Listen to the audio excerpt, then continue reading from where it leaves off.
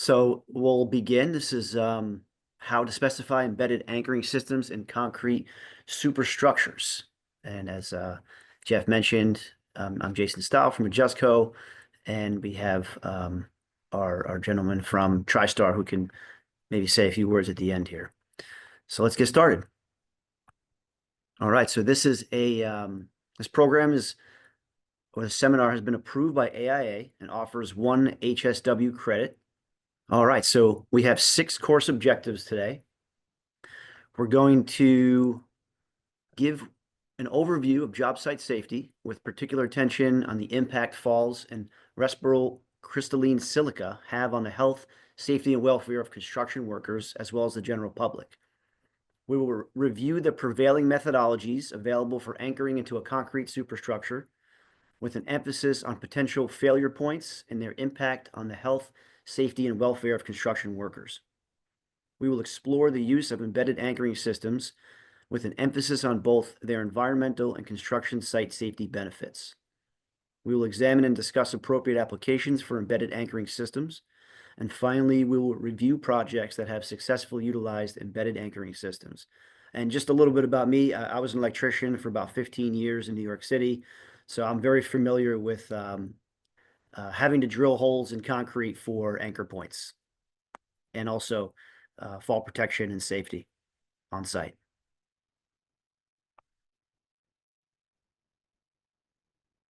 All right, so job site safety, we'll start here. Construction is a high hazard industry in which construction workers engage in activities that may expose them to serious danger.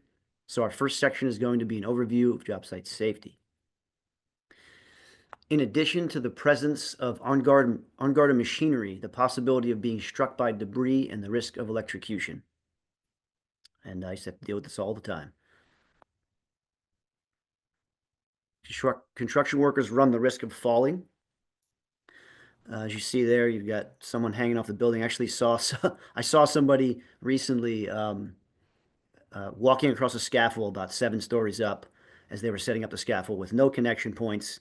And I took a picture of it and sent it to Jamie Walsh, my partner who's on here. It's just amazing to see this stuff happening. As well as being exposed to high levels of respirable crystalline silica, also known as silica dust. And while all of the potential hazards in a job site carry risk, for the purpose of today's presentation, our focus will be on catastrophic falls and silica dust.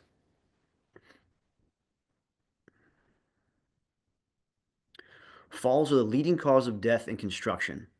OSHA data for 2018 cites 320 out of 1,008 fatalities in construction were as a result of falling to a lower level.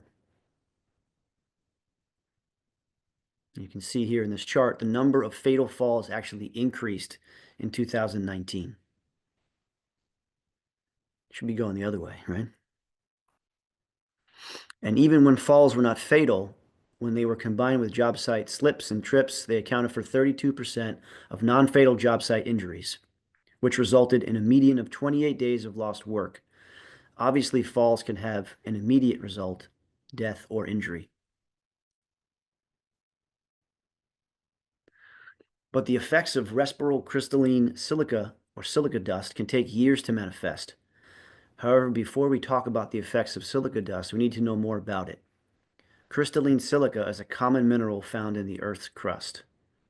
It is hard, chemically inert, and has a high melting point, which are all important properties for various industrial uses. Quartz, pictured here, is the most common mineral on the surface of the Earth, and it is the most common form of crystalline silica. It is found in almost every type of rock, igneous, metamorphic, and sedimentary. Sand, stone, concrete, and mortar all contain crystalline silica. It is also used to make products such as glass, bricks, and artificial stone. So, obviously this material can't be avoided, unlike we had the asbestos, right? That was actually mined specifically to insulate pipes. I forgot exactly when, but eventually we had to start removing it. And every time we were working on renovating projects, we had to do a serious remediation. So we could actually avoid using that as a substance for, heat resistance, but we can't avoid using this. I mean, until we come up with some other form or material for building, This is in everything. Why then is something commonly found in our environment part of our discussion on job site safety? It is because when materials containing silica are cut, sawed, or drilled, very small particles, 100 times smaller than the sand you find on a beach, are created. These particles of silica dust enter the body by inhalation. The PEL, or permitted exposure level, to respirable crystalline silica is 50 micrograms per meter cubed. And OSHA estimates that over 10% of the workers in the foundation, structure, and building exterior contractors subsection are regularly exposed to silica levels above 250 micrograms, 5 times higher than the PEL. I know I was. I mean, we were drilling and chopping walls up constantly to run lines, and I have no idea how much of this I've breathed into my life. This places workers who inhale silica dust at an increased risk of developing serious silica-related diseases, including silicosis, an incurable lung disease that can lead to disability and death, lung cancer, COPD, also known as chronic obstructive pulmonary disease, and chronic kidney disease. Since 2012, OSHA has partnered with the National Occupational Research Agenda, also known as NORA, or the Fall Prevention Campaign, to raise awareness among workers and employers about common fall hazards in construction and how falls from ladders, scaffolds, and rooftops can be prevented. To prevent workers exposed to respirable crystalline silica, OSHA has issued 2 standards, one for construction and the other for general industry and maritime. Additional information on each can be found online. You got the QR codes there and the websites. And one method of preventing fall and struck by catastrophes required by OSHA is leading edge protection, as you can see here with the orange netting.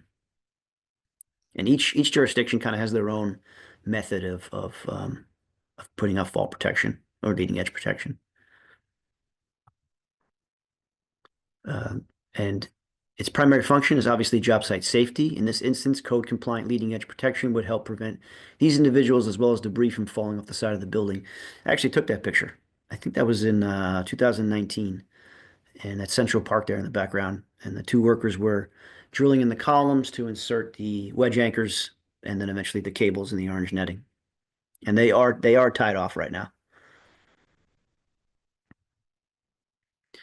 It also protects the public, adjacent properties, and parked cars from harm caused by falling debris. OSHA also requires the installation of screening between adjacent elevator hoistways to protect workers from injury. Sometimes they'll do this, and sometimes they'll just put a board across the shaft. And as we touched on in the beginning of this section, OSHA requires fall protection for all workers with an unprotected side or edge, which is 6 feet or more above a lower level. Accepted methods of fall protection include the use of guardrail systems, safety net systems, or personal fall arrest systems.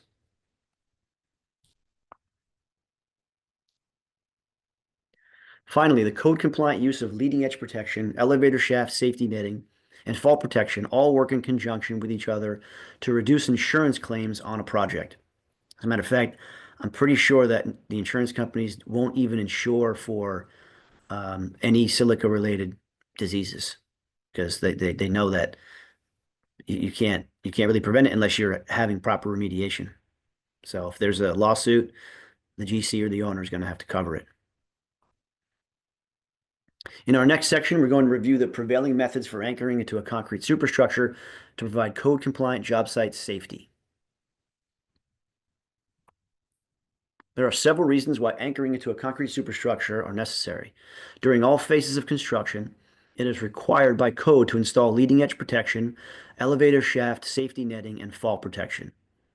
Post-construction, it is essential for the installation of HVAC and MEP equipment, as well as for certain architectural elements and fixtures. And after all construction is complete, anchor points can be utilized to perform building maintenance, as well as for rappel points that can be used for both maintenance and building evacuation procedures. So you see here in the list, everything's here. Architectural details, fixtures, maintenance, fall protection, debris netting, HVAC. All this has to be mounted. And the typical methods for anchoring into concrete superstructures include the installation of safety straps like the one featured on the left, which is used for fall arrest systems, and wedge anchors depicted on the image on the right, which are used to install leading edge protection and elevator shaft safety netting. Safety straps are installed before the concrete is poured. They're placed over the rebar that forms the bottom of the slab. A hole is then cut in the formwork. The strap is pulled through the hole. Any void that is left is filled with expandable foam. Next, the concrete is poured. When the formwork is stripped away, the safety strap is available as an attachment point that descends from the ceiling. And obviously, each jurisdiction handles this differently. In New York, I think it was 2016, someone had not wrapped that strap around the rebar and a worker fell and died. The strap came right out of the concrete. So then eventually the DOB of New York City mandated the inspection of each of those straps before the concrete was poured to make sure it was wrapped around the bar.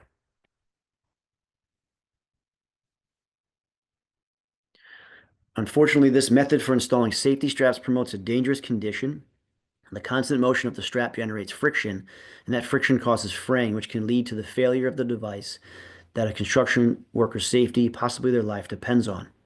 In addition, before interior construction can start, the strap needs to be removed, which means that someone has to climb a ladder and grind it out. Because multiple straps are installed on each floor of a building, the removal of safety straps is both time and labor intensive.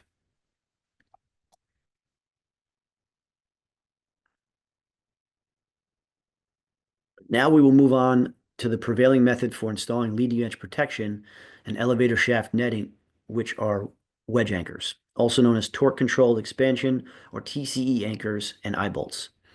Wedge anchors resist internal tension force through expansion force and friction force between the contact surfaces of the embedded end and the pre-drilled concrete hole. They are post-installed, meaning they are installed after the concrete has been poured and the formwork has been removed, and they are mechanically fastened. Masonry wedge anchors are available in many shapes and sizes. However, the ones that are conventionally used are half-inch wedge anchors, like the one depicted on the left.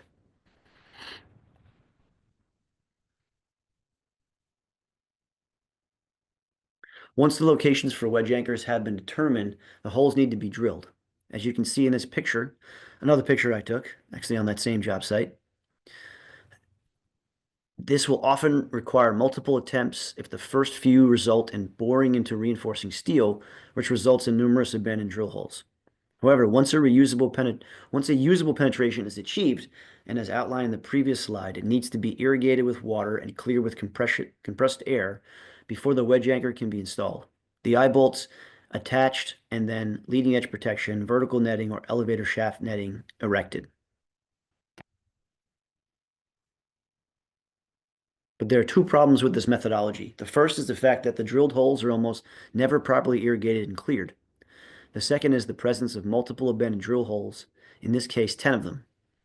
This begs the question, is the wedge anchor that is installed operating at its full specified capacity? Does it provide enough strength to reach the required safety factor?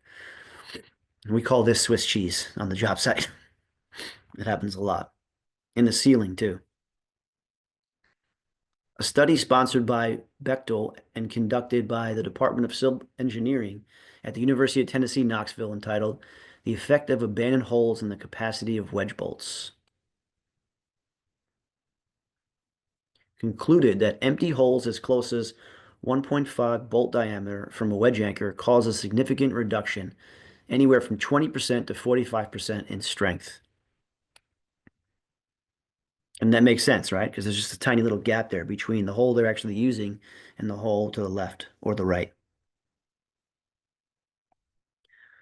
Considering that OSHA requires a cable withstand a minimum of 200 pounds of pressure with a maximum of 2-inch deflection at any point along the cable, a tremendous amount of tension at the anchor point is required to achieve compliance with OSHA's specification. And often on sites that I've been on, I've seen that you can just move that cable around. It's in order to really torque it tight enough to get that less than 2-inch deflection. A lot of times the anchor will just pop out. So the workers will just leave it because they gotta keep going. They gotta keep moving to get that cycle ready for the pour. Knowing this, drilled holes that are inadequately prepped to receive wedge anchors result in failure, as depicted here. And the ubiquitous presence of abandoned drill holes, both contributing factors that result in a reduction in strength and ultimately the abandonment of adherence to code compliance.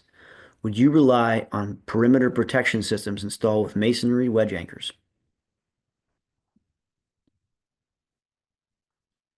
Ultimately, the prevailing methodology for the installation of fault protection and the installation of TCE anchors and eye bolts is both time and labor intensive. Safety straps, once installed, require daily safety inspections and eventual removal. Wedge anchors require drilling into cured concrete, and as we have already covered, when there is drilling, there is also silica dust.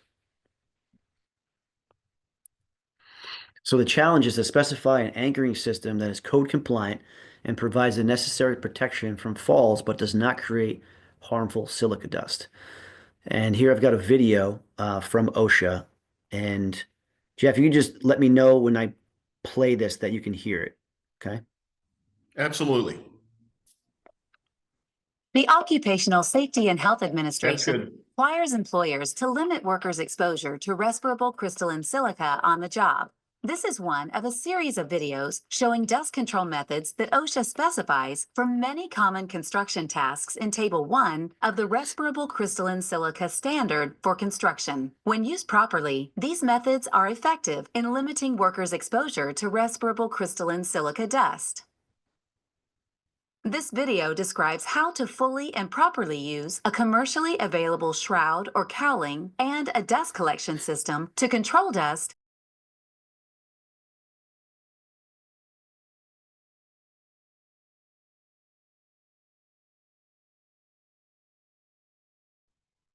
Hey, Jason, we lost the video. We have the video, not the audio. Correct. Sorry about that. Mounted in stands. Using a drill with a commercially available shroud or cowling with a dust collection system can control the dust created by drilling into. That might have been me. Should I start it again? No, I think you're good. We only lost it for a few seconds. Okay. Materials containing crystalline silica.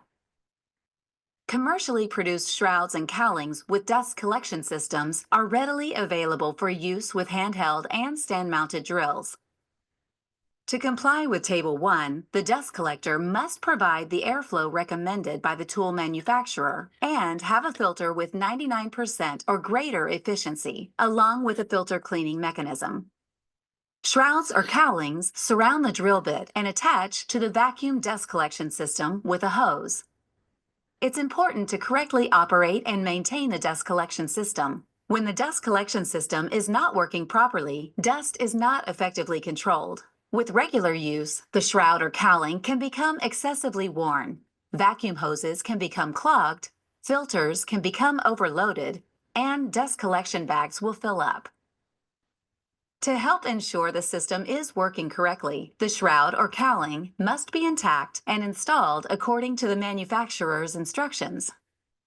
The drill must also be operated and maintained in accordance with the manufacturer's instructions to minimize dust emissions. Instructions often specify the following: the appropriate type of drill bits to use, the recommended minimum airflow, the maximum length of hose, procedures for checking equipment for wear or damage, reminders to make sure the hose connecting the tool to the vacuum is intact and without kinks or tight bends that can reduce airflow and dust collection, the procedure for emptying the waste container, and a maintenance schedule. Be sure used filters and dust collection bags are handled in a manner that will minimize workers' exposure to silica dust. When cleaning dust and debris from drilled holes, workers must use a HEPA-filtered vacuum. As long as the specified controls are fully and properly implemented with a shroud or cowling, the drill operator and workers who are assisting the drill operator are not required to wear respirators. Using a handheld or stand-mounted drill indoors or in an enclosed area requires an exhaust method, such as a portable fan, as needed to minimize the accumulation of visible airborne dust. Be sure that any exhaust method chosen moves airborne dust away from workers and does not block an exit route. Employers who fully and properly implement the dust control method specified by OSHA in Table 1 are not required to measure the tool operator's exposure to respirable crystalline silica or the exposure of other workers assisting with the task. The respirable crystalline silica standard for construction also includes additional requirements to protect workers exposed to respirable crystalline silica. Many of these requirements apply whether employers are using a dust control method specified by OSHA in Table 1 or an alternative dust control method. More information on the standard's requirements to protect workers exposed to respirable crystalline silica, including information on specified exposure control methods for other common construction tasks, can be found at www.osha.gov/silica. For information about other OSHA health and safety standards, visit www.osha.gov or call OSHA at 1-800-321-OSHA.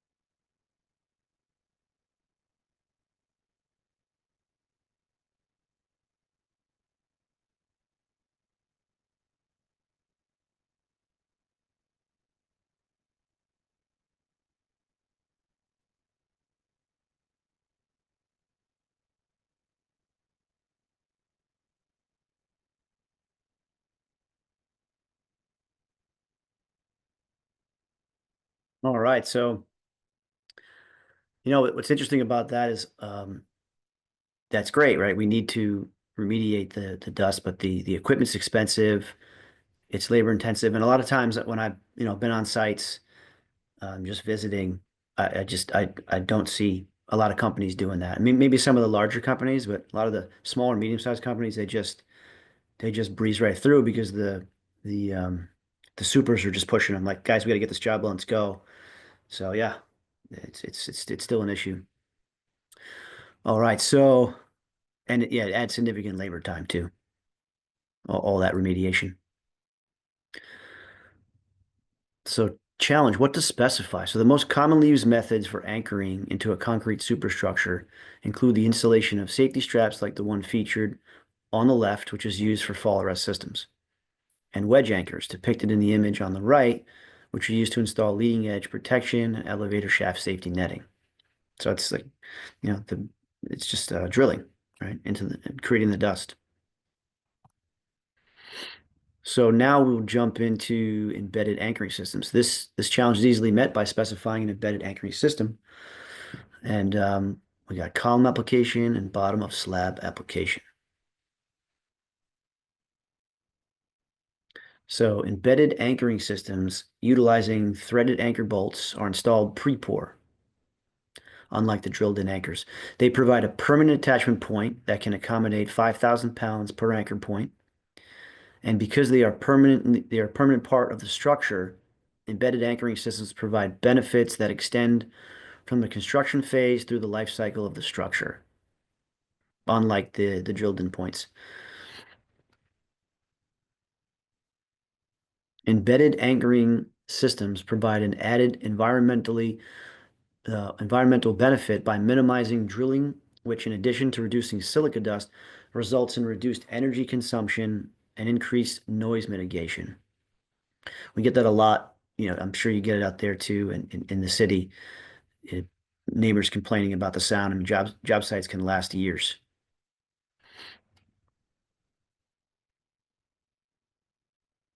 Let's review the installation process for a type of embedded anchoring system.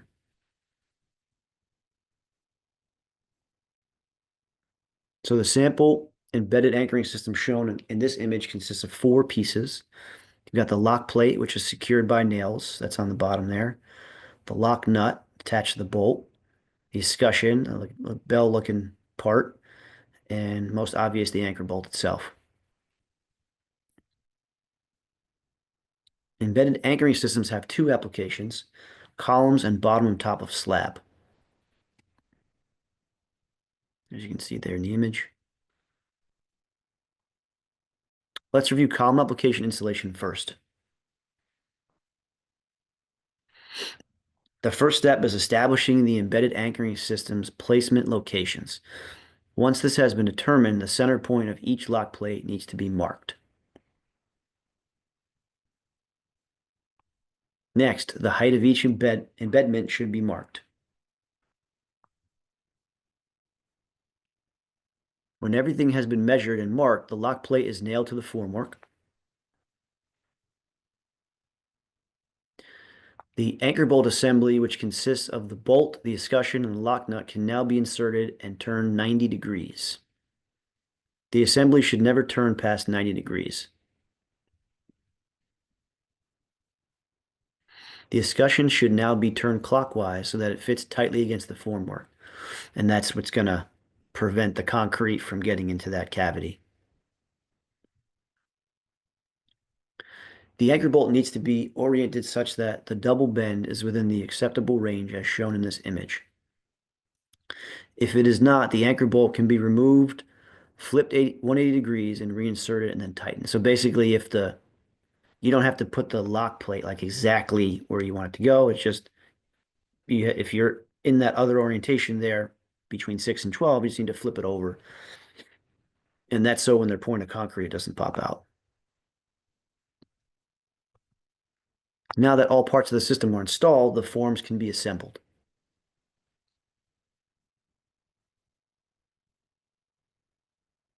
And the concrete can be placed.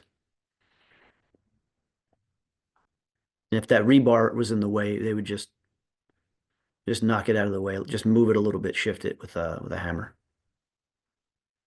Once it's been determined that the concrete has cured, the formwork can be stripped. And the embedded anchoring system can be used. As you can see there in that side slice, you've got the bolt baked into the concrete, and you've got that cavity that can now be used as your permanent anchor point. For here, it's obviously for your cables. So you see that the eye nut was attached to the bolt, and then the turnbuckle was attached, and then the cable is attached to the turnbuckle.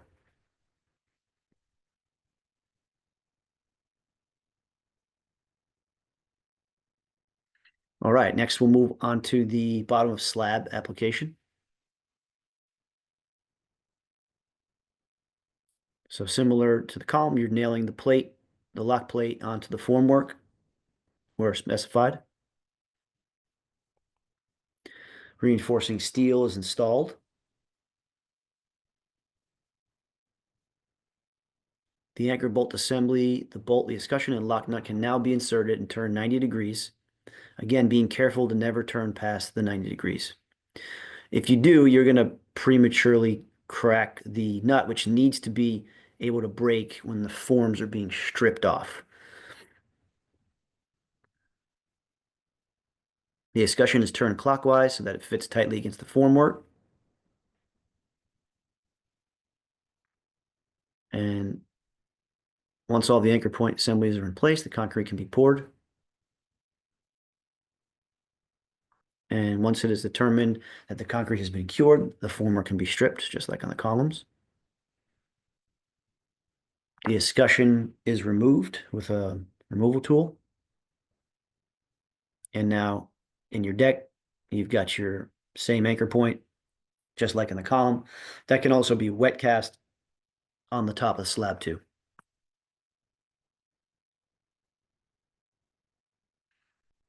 So this photo shows an embedded anchoring system that was installed in the bottom of the slab in a grid pattern. Once the yellow escutcheons are removed, the threaded rod is available for fall protection, temporary lighting, MEP, HVAC, and anything else that requires suspension from the ceiling. So I remember when I was on sites and I was preparing anchor points for, 4-inch pipe to pull 500 MCM for panels or any other kind of pipe, we would we'd have to mark all these holes and try to get these little embeds in. And a lot of times there wasn't enough time to get them in. So then we'd wind up being under the ceiling on scaffolding, drilling holes for days, weeks. And they had to be exactly where the pipe was going to be laid out.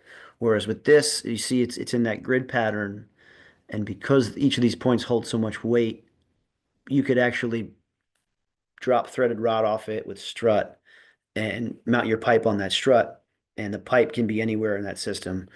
And I think that I had wished, years ago that I saw this because it would have saved a lot of time and headache and danger just to be able to show up to a job site and just mount my pipe and not have to worry about drilling holes.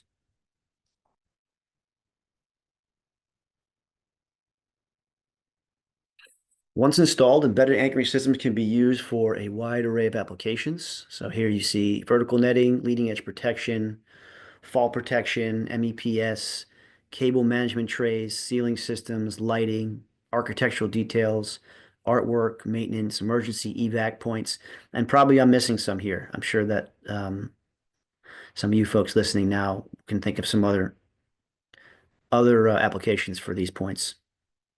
I mean, if we're drilling holes right now, that you can switch it to an embed and avoid the dust and the safety issues. So installed in columns, embedded anchoring systems can be used for personal fault protection, leading edge protection, or to install vertical netting. And there's an engineer drawing there showing the application in the column. I guess, yeah, actually it's column and shear wall. And there's a actual on-site. I mean, it looks similar to when, you're using a wedge anchor, but those are actually embedded anchors in that image. There's a bottom of slab application, and in the engineer drawing, you can see the worker tied off. You see how you got the strap and the D-bolt attached to the anchor point in the concrete.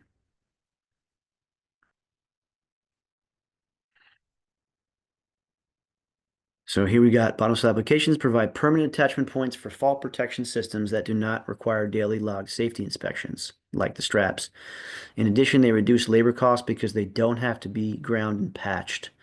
This allows for clean, deliberate-looking patch points, which are far more aesthetically pleasing on jobs that are specified as exposed concrete.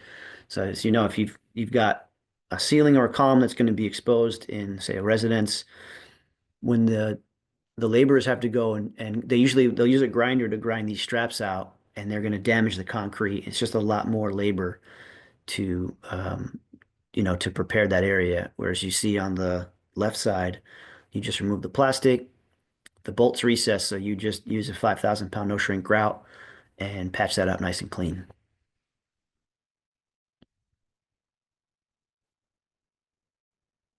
They also provide secure and permanent attachment points for MEPS, like I mentioned earlier about, being as an electrician.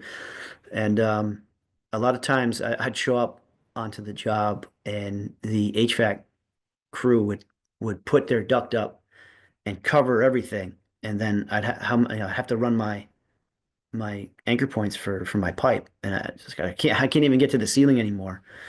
Whereas if you used the grid pattern I showed you earlier, the HVAC crew could run their trapeze, mount the ductwork, and then I could actually branch off of it and put my pipe right beneath that. I've actually seen a lot of electricians actually just drill right through. They just drill right through the ductwork, and then they're all arguing and fighting. So this also solves that problem.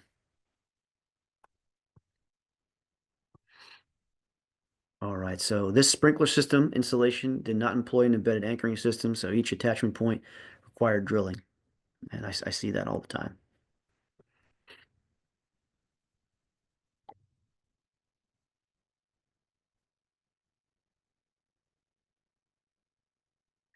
We've got bottom of slab application, MEPS. So in addition to creating silica dust, it caused this concrete to spall.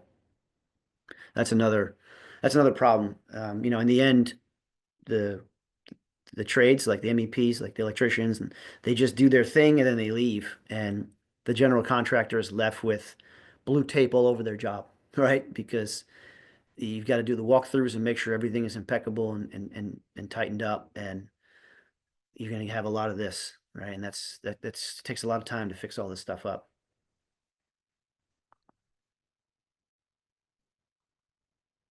Another advantage to specifying an embedded anchoring system is that interior finishes See here, that's a cable trays, such as cable management trays can be easily secured without drilling. So that was just an engineer drawing of the cable trays, and there's an actual system. It's like HVAC, and you've got looks like lighting underneath the ductwork. And those are all after the fact. And because of the 5,000-pound workload of each attachment point in an embedded anchoring system, the installation of sealing systems becomes possible without drilling. Another point to note is when I've been on renovation jobs, all of the anchors that were used for the last system, say we had to gut the whole place out and we're getting ready to build a whole new floor plan with the new blueprints, and the old anchor points can't be used. So I'd have to patch all them up to drill all brand new holes. But with an embedded system, it's a part of the superstructure. So you can just, pop the couplings off, have a reset, and then reuse those same anchor points. So you're avoiding all the dust and labor time after a 5 or 10 year tenant moves out, and you're building out a new floor plan for the new tenant. And the specification of an embedded anchoring system would facilitate the installation of a multitude of architectural details, like you see here in this image. When properly specified, an embedded anchoring system eliminates the need for drilling, which makes the installation of fixtures and other details easier once a space has been occupied. And especially, I know he's had a lot of these experiences where, like in an airport, he'll be in an airport and they'll just shut down like a whole area because they need to put up one piece of equipment for a new, like Dunkin' Donuts or something. And there's like 10 laborers and police officers and all kinds of just to drill 4 holes because they can't have the dust, and they've got the tools in there. It's a security issue. So if their anchoring system's already there, they just pop up the new piece of equipment.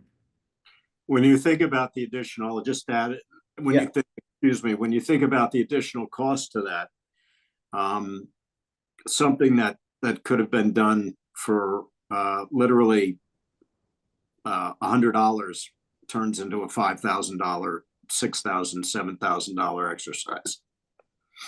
That's right. All right, so here's another one here. This is actually called 125 or 125. It was created in 1957 by Alexander Calder and installed in the International Arrival Building at JFK Airport. It's one of the largest mobiles in the world. It measures 25 by 45 by 17 feet and is constructed from painted sheet metal and steel rods. We couldn't find the exact weight of this piece, but I'm sure it's pretty heavy. And while it is not suspended from the bottom of the slab by an embedded anchoring system, it is worth noting that a properly specified embedded anchoring system could be utilized for this type of application, and in doing so would prevent a significant safety factor.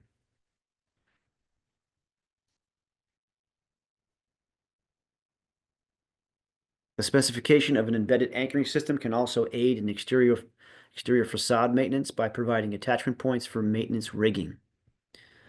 So obviously the anchor points can be wherever you need in the facade. You'd use a 3/16 stainless, obviously, since it's exterior, and a silicone cap to seal it when it's not in use,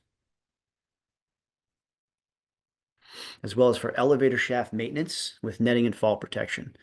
Yeah, so right now, elevator, same story, right? You're using a wedge anchor and then it's just abandoned. Whereas if you have an embed for the safety netting during the job, those embeds they'll just remain there for the life cycle of the building, and workers can continue to hook into it.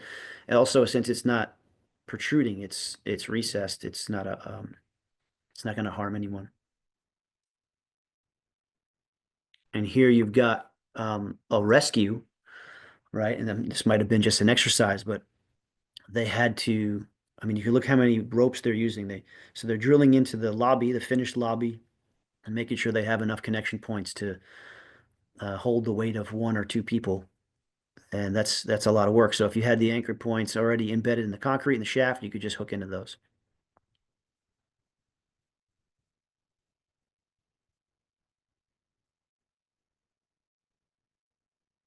All right, so that brings us to the systems, the embedded anchoring systems that have been successfully utilized on several major construction projects, some of which we'll review here.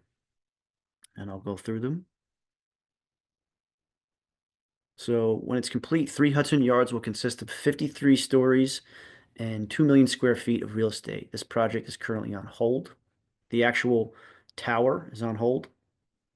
And this area, Hudson Yards, has been developed over the last 15 years. Before it was completely empty. It's on the west side of Manhattan, right in Midtown, in the 30s, by the Javits Center. And there was an embedded anchoring system that was installed in a grid pattern in the bottom of the slab to support the removal of I-beams that would otherwise have been hazardous to the safety of Amtrak trains running through the tunnels below. So they were just sliding out these I-beams, and they needed something to make sure that the beam wouldn't fall on the trains. So they installed a deck on top and then put these huge straps in connected to the embeds.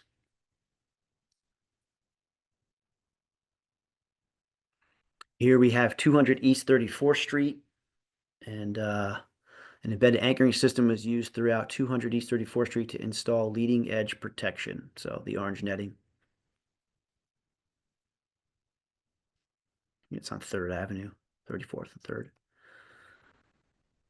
And this interesting looking structure here, 51 floors and 642 feet in height. 450 11th Avenue will be the 6th tallest hotel tower in North America. This one is right, I think it's right on 38th Street. And yeah, it's right across the street from the Javits. So it's close to that other project. It's a $368 million project. Will be home to Marriott's Aloft brand and will host 531 rooms, a business center, ballroom, and a 4th floor restaurant with a terrace. I'm not sure if the interior is finished yet, but I know the exterior is. 450 11th Avenue, right? That's the same structure. An embedded anchoring system is used to install leading edge protection throughout this building.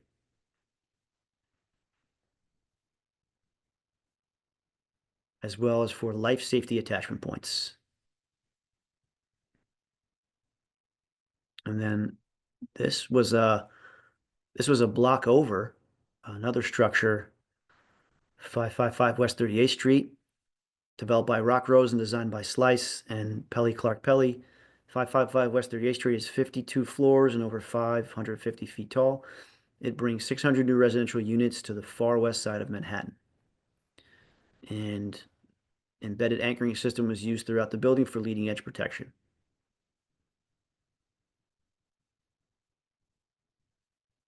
And here we have 545 Vanderbilt Avenue. Leading edge protection here as well. In the Cobble Hill section of Brooklyn, used an embedded anchoring system to secure leading edge protection. When complete, this 29-story condominium known as the Axle will house 266 residential housing units. This is close to downtown Brooklyn, where all the big towers have been building up for the last 5-10 years. And here, named for the first African American students to enroll as freshmen and complete their undergraduate degrees, the Black Diallo Miller Residence Hall is a 6-story, 120 square foot facility providing housing for 525 students. An embedded anchoring system was used for leading edge and fall protection throughout construction. And that was a post-tension cable job. And just to note on that, also having an embedded system is very, very useful when you're using post-tension cables, obviously, because you want to eliminate drilling in that as much as possible. Obviously, you got to use a radar, like a scanner to see where the cables are. And I mean, I've been on so many jobs, and I always ask the super, hey, how many meetings do you have to talk about not hitting the cables with a drill? And he says, every day, or he or she says, every day we talk about this, and they still hit almost one or two on every single job. And usually they try to keep it quiet because it's a little embarrassing, but it happens. And so if you have an embedded anchoring system like that was on this project, you don't have to worry about it. You've got your attachment points for whatever you need, safety, MEP. And then here we have a wastewater treatment plant in Honolulu. I don't know how to pronounce that. This has been in operation since the 1970s and undergoing a 6-year, $517 million construction project that will upgrade the facility in an effort to create greater sustainability. And I visited these guys. The project has been awarded to Hensel Phelps Construction Company, be done in 3 phases that will focus on the installation and testing of electrical, structural, and mechanical systems. In addition, the project will involve grading, developing the infrastructure, underground piping, and the decommissioning and demolition of the existing facilities. An embedded anchoring system will be used for future MEPS and fault protection throughout the construction. And obviously, since it's a waste treatment facility, they use the stainless, 316 stainless version on this job.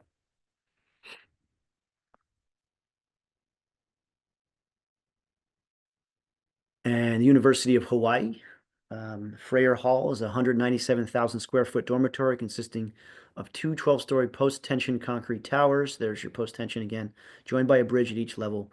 An embedded anchoring system was selected for fault protection for this project due to the ability to lay out the locations of safety attachment points without damaging the infrastructure required for the installation of post-tension cables. The project achieved LEED Silver certification.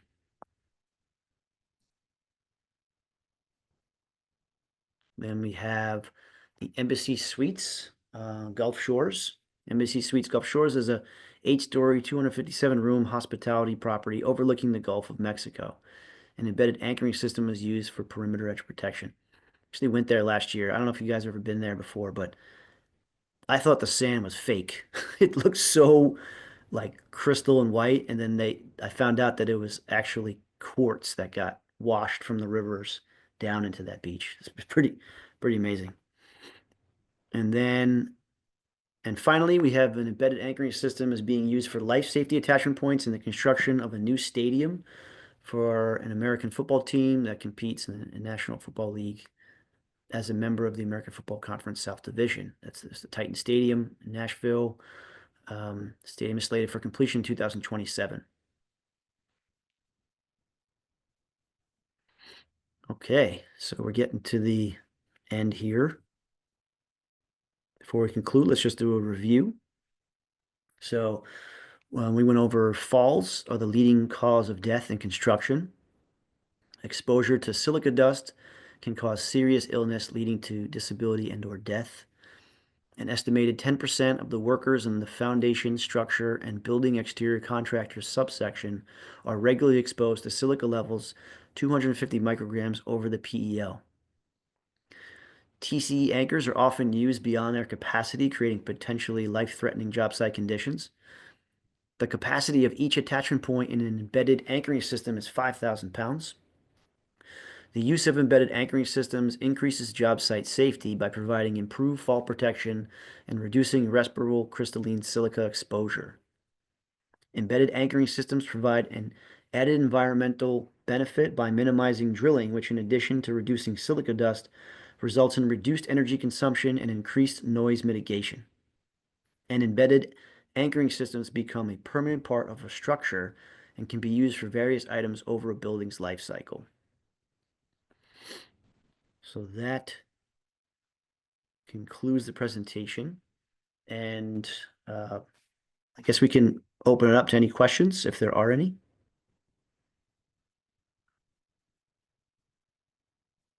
Jeff, let me know if anybody has any questions. I guess there's a chat here, right?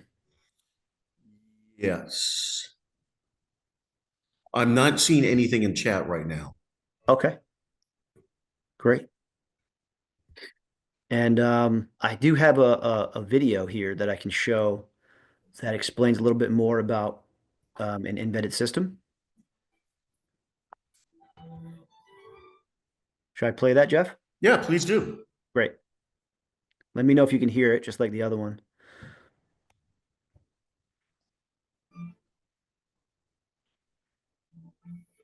Anchor thread is a revolutionary cast-in-place concrete I anchor can hear it. that is designed by construction professionals for construction professionals to maximize safety and efficiency while reducing cost and risk. Anchor thread embodies a tremendous feat in process optimization for the construction industry by enabling its customers to work faster, safer, and more reliably. The Anchor thread system has won both the 2020 New York City Department of Building Safety Innovation Contest and the 2021 Liberty Mutual Safety Innovation Award in Construction. Before I explain the many benefits of Anchor thread, please allow me to demonstrate how the product is installed and to illustrate some of its various applications. We currently offer two variations of the anchor thread system. There's the LPN, which stands for lock plate nailed. These are mounted to wooden formwork with nails. Then there is the LPB, which stands for lock plate bolted. These are bolted to any material formwork in situations where the anchor point positions remain consistent from pour to pour. One example of this would be in columns for leading edge protection, as well as personal fall protection. For the sake of demonstration, we will use the LPN to go through the process. Anchor threads are installed onto the forms before concrete placement to be available for testing and utilization immediately upon stripping the formwork. First, the lock plates are mounted to the formwork where specified. Once the lock plates are nailed, the anchor bolt assembly is inserted and tightened down. After the concrete is placed and has achieved the required strength, the forms are stripped and the recyclable plastic components are removed, leaving a clean, reusable recessed anchor point that is rated for a 5,000-pound workload. That makes it OSHA and ASTM compliant for such applications as fall protection, leading edge protection, and safety netting. And of course, anchor threads are employed to support mechanical systems such as sprinkler lines, plumbing, HVAC, cable management networks, hung ceilings, curtain wall, and many more components. Anchor threads can be similarly installed into concrete floors to provide safer, stronger, and more secure anchors for spider cranes and like equipment, all without the tripping hazards and risk of catastrophe that accompany traditional drilled anchors and mounting plates.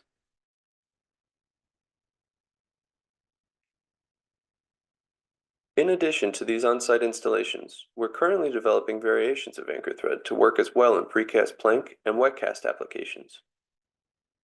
With precast plank, for example, anchor threads located on top can be used immediately for leading edge protection and reused later for a balcony railing system. Anchor threads on the bottom can be quickly configured for either fall protection or mechanical systems, all while eliminating the ground silica dust and the risk of drilling into the hollow cores or pretension cables. We offer a BIM object library to make specifying anchor thread as a connection detail quick and simple. In addition, the recyclable plastic components of the anchor thread system are available in a multitude of colors, so they can be color-coded by trade or BIM standards. We currently offer red, blue, green, orange, and yellow. Orange is the leading edge package. That includes the eye nuts required for leading edge cable railing systems. Now that you've seen how easily anchor threads are installed and the various ways they can be used, I'm pleased to point out their many benefits. The central concept is that anchor threads practically eliminate concrete drilling operations on site, which offers tremendous efficiency, safety, and health advantages to building owners, developers, contractors, and laborers, as well as providing significant environmental benefits. First and foremost, anchor threads do not produce any of the hazardous ground silica dust generated by concrete drilling. Moreover, since anchor threads create anchor points on site without drilling, there is also a considerable reduction in the amount of time laborers spend working overhead on ladders, especially while managing a heavy concrete drill, which minimizes the risk of fall-related injuries. And obviously, reduced risk means fewer claims. Because installed anchor threads are by design slightly recessed from the face of the concrete, there are several additional benefits.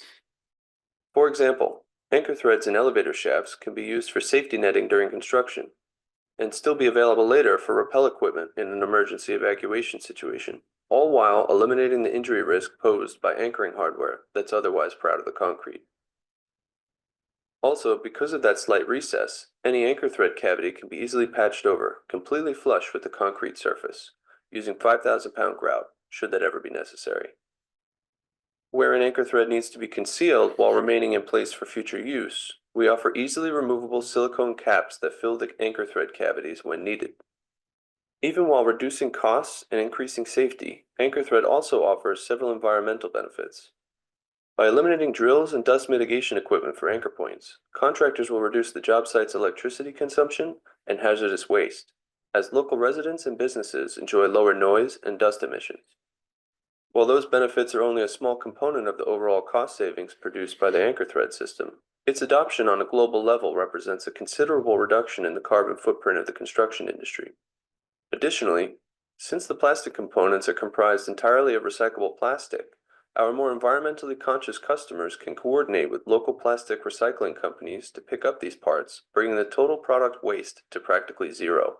Each anchor bolt comes with a laser-marked QR code that, when scanned by the end user, will pull up a page containing all the pertinent information on the system. This includes the user manual, engineered drawings for reference, product specifications, and much more. Moving on to our anchor thread accessories, we have the silicone caps, which are available in a multitude of color options, including several Pantone matte shades, glow-in-the-dark, and even custom color solutions. Next, we have our anchor nut kit, which is comprised of a bushing, anchor nut, an optional spacer, and a C-clip retaining ring. This kit is used for mating various substrates to the anchor thread system. It features our patented shear shoulder design that fills the escutcheon cavity created in the concrete. This disperses any shear load applied to the anchor thread over 10 times more surface area than any other typical concrete anchor. The anchor nut kit combined with the fall protection apparatus makes for an excellent reusable fall protection system. Lastly, we have the heavy-duty eye nut, a high-strength eye nut that features our patented shear shoulder.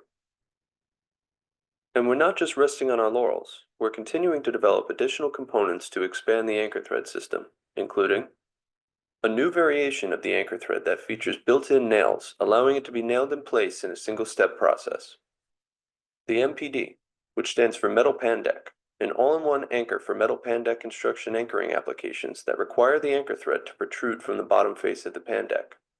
First, you drill a 1 1/4 inch hole through the metal pan deck, then insert the MPD assembly and tighten it down. Once hand tight and fully seated, the final torquing of the nut is done with a proprietary wrench. This allows the unit to be very rigidly affixed to the pan deck, thus eliminating the need for any additional screws, straps, or supports, making it very quick and simple to install. The RMPD, which stands for Recessed Metal Pan Deck, an all-in-one anchor for metal pan deck construction anchoring applications that require the anchor thread to be recessed from the bottom face of the pan deck. First, you drill a 1 5/8 inch hole through the metal pan deck, then insert the RMPD assembly and tighten it down. Once hand tight and fully seated, the final torquing of the escutcheon is done with a proprietary wrench. Like the MPD, this allows the unit to be very rigidly affixed to the pan deck, thus eliminating the need for any additional screws, straps, or supports, making it very quick and simple to install. The RMPD features our shear shoulder built in, which allows for any shear shoulder accessories to be cross-compatible. The anchor clip, a non-conductive reusable hanging device for temporary lighting that clips onto the anchor thread system, expediting the setup and breakdown of the temporary lighting on the job site. The anchor post, a reusable temporary leading edge protection system that mates to the anchor thread by way of our anchor nut kit. This drastically reduces the waste of time, material, and labor that would normally be dedicated to setting up a temporary wooden leading edge protection system. With the time, labor, and material saved with the anchor thread system instead of drilling, those resources can be better allocated to ultimately produce projects in a safer, stronger, faster, more cost-effective, and more environmentally friendly manner. In every way, the anchor thread system minimizes the cost, time, and risk of installing concrete anchors while maximizing safety and efficiency. It's stronger, simpler, quicker, safer, more versatile, and better for the environment, all while being much less expensive and, most importantly, with far less risk. The anchor thread system is more than just a win-win, it's a revolution. Anchor thread, safety, built in. So I'll just mention that this video is actually being updated because there's like you guys are on the West Coast and you have seismic requirements that aren't in other areas in the country, and your rebar cages for your columns are very dense. When I've visited in San Fran and LA, and so because those rebar cages are so dense, you can't just pop one of these onto the formwork and then just close it up. So we actually there's a device that's made where you'll be able to insert a straight bolt from the outside of the formwork, and that was at the request of some of the general contractors out there that wanted to use an embed, but the traditional style J-bolt wouldn't work. So that's one thing, and then also there's a tilt-up version of this coming out soon too. So that concludes our presentation. And Jeff, I don't know if maybe Mark from TriStar wanted to say anything before we end, but that's it from my side. Okay, yeah, before you move on, we do have one question that came in. Okay, great. Many of the examples appear to be site safety concerns, which architects typically allocate to the contractor's means and methods. How often do architects specify these systems? So It's a lot. What we're seeing is owner developers are starting to see the benefit of a system like this. And because of they're the ones that have to deal with the structure for the next, 50, 100 years, right? And like I said earlier, the concrete sub all the way up through from the mechanicals and then the general contractor, they care less as you go down that totem pole because they just want to get their job done and leave. The building owner has to deal with this. So when you have to go into a mechanical floor, it has 30-foot ceilings with, all the equipment in there, and someone needs to do some maintenance. There's post-tension cables, there's so much equipment, there's no place for them to tie into. And having these embeds in those locations is great. And they'll even just leave straps there forever, for the workers to work. And then, of course, I mentioned earlier about the if you have to, gut a floor after a 5-year or 10-year lease, and then, to avoid having to drill into your building, the owners really like having a system like this. So they'll be asking the architects and the engineers in those preliminary meetings, hey, I really want to use this system in my job. And then, of course, if an architect or an engineer also wants to offer the most advanced system to their customer, right, for cost savings and labor cost savings and safety, something like this would be advisable. But of course, it takes time for new systems to be introduced into the lifeblood of an industry, especially construction. I hope that answered your question. One of the things that I want to add just quickly that Jason's touched on also is that, we installed the system in an elder care facility, and hospitals and data centers are looking at it because they really don't want post-construction drilling, creating silicate dust in sensitive environments, or noise and vibration. So having them pre-placed is really a benefit. No, I'd say that also, I guess because the older method of drilling and wedge anchors, there's just so many different options of how each contractor is anchoring. So it makes sense that with that older system, the architect would just say, hey, choose your means and methods. Just make sure that it complies with the standards, right? OSHA, ANSI, whatever's needed. But then when it comes to, if you want to have this kind of like new upgraded version of anchoring into the building, then you'd want to specify, hey, I want an embedded system in the building, and you could actually spec that in. And we also have CSI, and Revit files that can easily be accessed and incorporated into the documents. We've got a couple other questions here. What's the typical layout for this anchoring system? So, great question. So it depends on the jurisdiction, right? For the columns, for example, because on the East Coast, they're going to require 4 points in the column, right? The 0 cable, 21, 42, and 60. And then in other jurisdictions, like probably on the West Coast, you guys might have just 2, right? You'll have just the 2, and maybe they require a toe kick board there instead of a cable. So that'll be different depending on the regulations in those areas. And then for the MEP, right now, like I had mentioned when I was an electrician, you've got the electricians and the plumbers up there on the deck, and they're measuring off of a stairwell or anything, a shear wall, and putting their points exactly where they need to go. And it takes a long time to make those measurements. And if they don't have the time to put them in, then they're just drilling in the ceiling. And they're looking at the plans that the architect and said, all right, I've got a pipe here, I've got this here, I've got ductwork.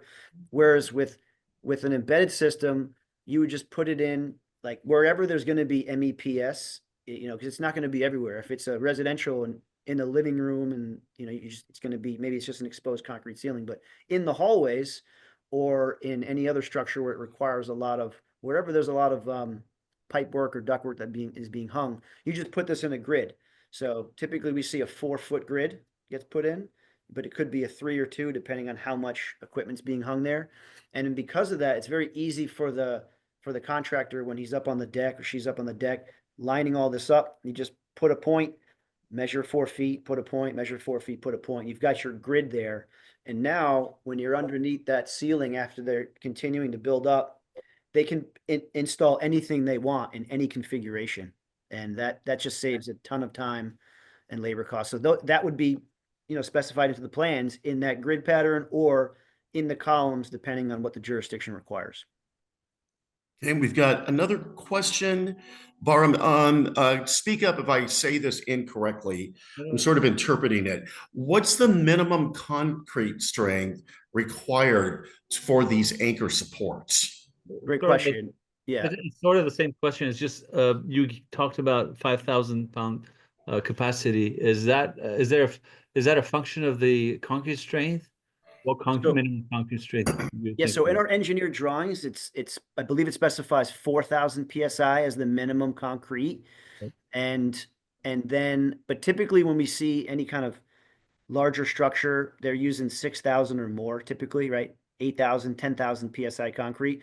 And the 5,000 is a OSHA regulation for fall protection, which I believe is 4 times the required strength. Jamie, is that correct? Yeah, that's correct. Very good. Thank you very much. Mm-hmm. I'm not seeing any other questions. You have a lot of great comments here, though. It was an excellent program. Oh, appreciate that. Thank you. One thing I'll add, just to answer your question on that, is generally in 4,000 pound, we've tested in 3,500 pound house mix, which generally is never used for that, at a 28-day cure period, and we were pulling to almost 18,000 pounds with any creep or breach or any deflection on the threads themselves. So Yeah, Jamie, and actually to mention that we had a contractor ask us, they said, hey, what if I strip my formwork the next day, right? And I need an anchor point. So we did a test. We took the house mix, the bag of Sacrete, poured the bolts in there, and then we pulled the next day, and I believe we pulled it like 7,000 pounds. 7,000 pounds. Yeah, something like that, which was good news, right?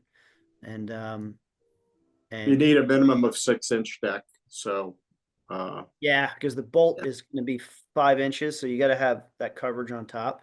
So we've actually had that. We've had a couple projects that we couldn't use the system that were metal pan deck projects where from the bottom flute to the top of the concrete was only 5 inches, and they asked us if we can make a shorter bolt, and it just takes time to make a new product and get it tested properly for fall protection. So we haven't gotten around to that yet, but I'm sure we'll think of something. And yeah, Jeff, if there's no more questions, I think we can let Mark mention a little bit about TriStar if he. Yeah, please do. Yeah, I just wanted to thank everybody for attending. TriStar West is the local representative agency for Adjustco. So we're essentially the outside sales force in the market here.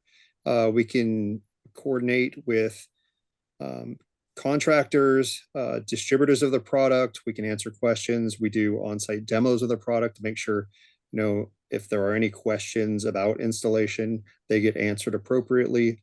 And we can coordinate any communication if you guys have any questions locally about where to specify or how to specify. Again, we can basically be the local feet on the street to help you. Yeah, and anytime you can always reach out to Jamie or myself via email or phone call. We're always around.